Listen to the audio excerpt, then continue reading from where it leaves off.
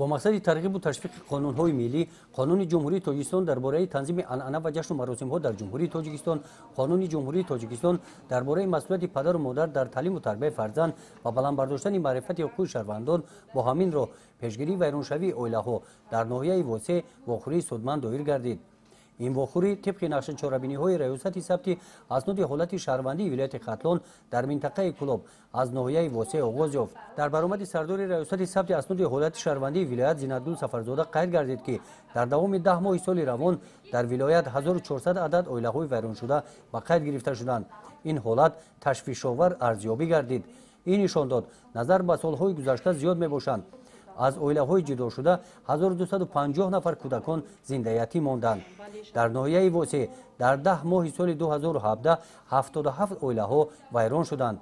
قید کرده شد که در سال 2015 که سال اویله اعلام گشته بود، تاریخ بردن کارهای عامه‌فهمانی شماره ویرانشوی اویله‌ها خیلی کم گردیده بودند. سوال بنیان میآید که برای اویله ویران شدن میگن که حقوق زن و مرد برابر است. پس که حقوق زن و مرد برابر باشد، در حالتی که به 3-4 هزار اویله ویران شدن رسیده است، برای چی که یگان زن تاجیکستان گناهکار حسابیده نشده است تا امروز؟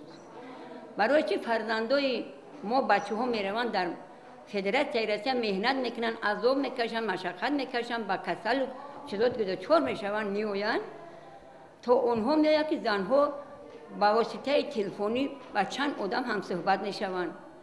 اویله ها را اهمیت نمیتن. برای بلند برداشتن معلومات که خوانندگان در مؤسسه‌های تحصیلات میانه عمومی فن معرفت اویله‌داری به راه مانده شده باشد، هم از درست به راه مانده نشدن این مشغولیت‌ها در مکتب‌ها اظهار نگرانی کرده شد. در این واخوری نمایندگان مقامات پروکراتورای ولایت و ناحیه واسع نفران روزگار دیده برآمد نموده سبب‌های جداشوی اویله‌ها، راه‌های پیشگیری آن را با دلیل و تحلیل‌ها نشان دادند. قید کرده شد که ویران شدن اویله‌ها به آینده فرزندان عاقبت‌های ناخوش آورده است. کودکان از محبت والدان دور مانده تربیت درست نمیگیرند، در نتیجه آنها به جنایت دست میزنند. در این واخوری عاید این موضوع دیگر اشتراکچیان اندیشه‌های خود را ابراز نمودند.